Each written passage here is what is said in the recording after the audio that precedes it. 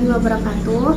Baik teman-teman, sekarang saya sudah bersama narasumber kita yaitu Bapak Sujoko. Bagaimana kabarnya Pak? Alhamdulillah baik. Jadi Bapak Sujoko ini merupakan tokoh agama di Desa Sipangmatang, Kabupaten Mesuji, khususnya di RK 10. Baik, bisa kita mulai wawancaranya Pak? Insya Allah boleh.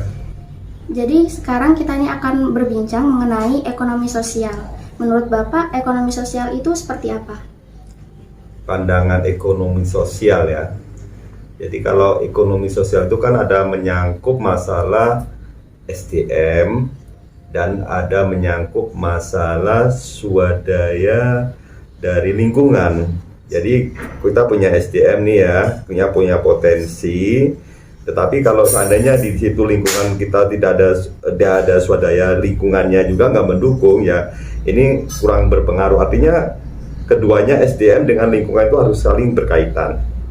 Itu pandangan secara umumnya aja dulu gitu. Nah, kalau untuk secara individualis, jadi kalau yang namanya pandangan ekonomi, setiap manusia itu mempunyai potensi masing-masing yang harus digali. Jadi entah itu apa itu karakter potensi yang akan digali, nggak tahu. Tapi yang jelas setiap individu itu ada potensi. Nah, ini untuk menggali, untuk supaya kita belajar ke depannya itu bagaimana kita itu bisa memproduksivitaskan diri kita atau yang lainnya supaya untuk menggali potensi yang ada di dalam kita. Nah, ini untuk pandangan ekonomi secara pribadi, secara umum dan secara lingkungan. Menurut Bapak, apakah ekonomi dan sosial itu merupakan sesuatu yang saling berkaitan? Ya, itu sangat berkaitan, benar. Karena apa ya, tanpa ada sosial kita nggak akan menunjang masalah ekonomi. Ya contoh nih sebagai pedagang lah ya. Pedagang kita tidak punya klien, tidak punya langganan, ya nggak akan berjalan. Artinya kita yang namanya ekonomi berkaitan udah positif dengan sosial. Masalah ekonomi seperti apa yang ditimbulkan karena faktor sosial yang tidak baik? Maksudnya? Misalnya faktor sosial seperti kesenjangan ekonomi atau kemiskinan atau apa itu yang dapat berpengaruh kepada ekonomi, itu yang seperti apa Pak sosialnya? Untuk kesenjangan ya. Jadi kalau untuk masalah kesenjangan sosial, ini kadang-kadang pengaruhnya kembali kepada individualisme, kepada individualisme masing-masing. Karena apa? Yang jelas faktornya itu sangat banyak kali. Kalau masalah sosial itu sebenarnya kalau masalah kesenjangan ekonomi sosial itu berawal dari pribadi masing-masing. Contoh nih, lingkungan mendukung, tetapi pribadinya ini tidak mau bekerja atau berkarya, atau timbul rasa malas, kurang percaya diri, maka ini akan menjadikan kesenjangan secara umum. Apabila satu orang saja di dalam lingkungan itu, misalnya ada 10 orang nih, satu orang ini sudah menjadi tidak ada motivasi untuk dalam perekonomian, ini akan mengaruh kepada yang lainnya. Tetapi kebalikannya, kalau seandainya satu individu ini kita ada kaitannya dalam perekonomian, ini akan mempengaruhi juga kepada mereka. Karena apa? Saling memberi pemasukan. Jadi setiap manusia itu akan punya potensi. Nah, ini kembali kepada kesenjangan. Jadi yang namanya kesenjangan itu adalah kepribadian kita yang secara kalau sekarang itu bahasa mengatakan kurang percaya diri, terus pemalas. Artinya dia nggak ada harapan. Jadi yang namanya potensi yang harus kita gali itu sebenarnya kan ada garis internalnya. Jadi ada garis yang titik dari awal 0 sampai garis yang tertinggi. Artinya kita belajar mulai ke situ. Nah, itulah yang harus kita pelajari. Jadi mengapa kok terjadi kesenjangan untuk perekonomian? Ya karena dari individualnya tadi tidak mau menggali. Sehingga timbullah kemiskinan, timbullah ketidakberadaan. Nah, itu. Dari masalah sosial yang sudah dipaparkan, masalah seperti apa yang marak terjadi di era saat ini, Pak? Sekarang banyak sekali yang yang terjadi sangat banyak sekali ya. Sekarang masalah yang terjadi itu faktornya yang pertama adalah faktor moral. Jadi faktor moral itu pengaruhnya besar. Kenapa? Kalau kita kembali kepada tauhid ya, kalau kita misalnya moral ini kaitannya dengan tauhid ya. Kalau kita sudah punya tauhid, artinya keyakinan kepada Allah kita tinggi, sehingga moral kita akan menjadi baik kan gitu. Nah sekarang kenapa? Karena tauhid ini sudah hampir tidak ada atau istilahnya sudah tidak dibina lagi. Nah sehingga moral mereka ini akan akan negatif.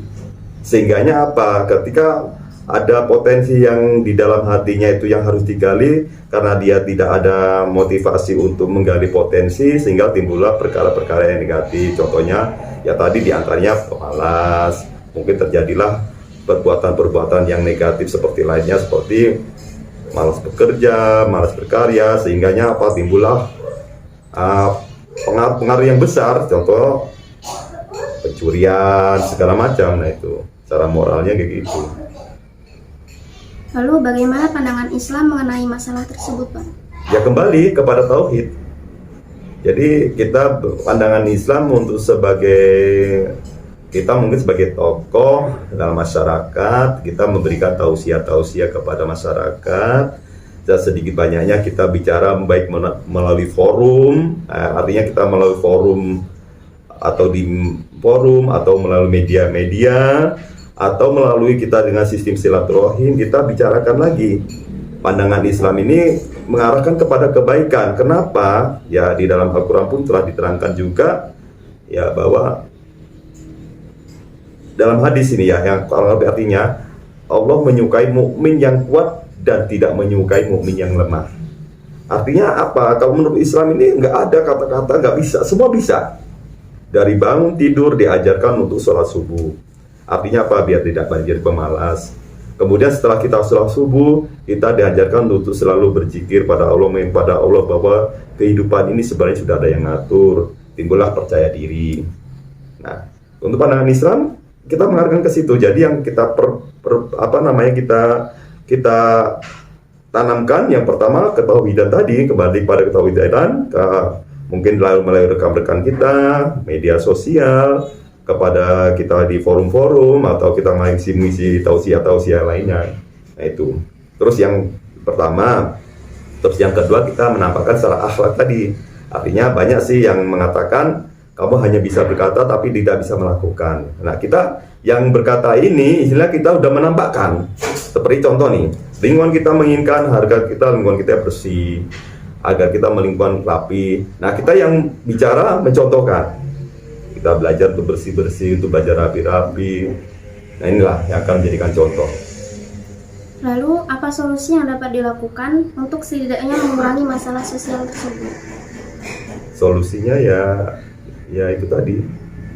Kalau kita secara realitas ya, secara umum kita memberikan ya istilahnya kita memberikan nasihat-nasihat atau memberikan ini ya secara umum ya solusinya gitu. Secara umum kita berikan nasihat-nasihat, tetapi ya kita pun harus belajar sabar. Karena yang namanya kebaikan ini nggak semudah yang dibayangkan. Atau kita untuk menjadi orang baik, menjadi lingkungan yang baik, menjadi perekonomian yang baik itu nggak semudah dibayangkan. Itu banyak sekali rintangan-rintangan. Artinya kita perlu kesabaran dan perlu ketekunan untuk menghadapi segala macam pekerjaan, baik itu apa saja, itu pun kita harus belajar untuk ketekunan, belajar untuk kedisiplinan waktu. Artinya kita tidak membuang-buang waktu dengan apa yang namanya tidak berguna. Terus kemudian kita dengan banyak berdoa.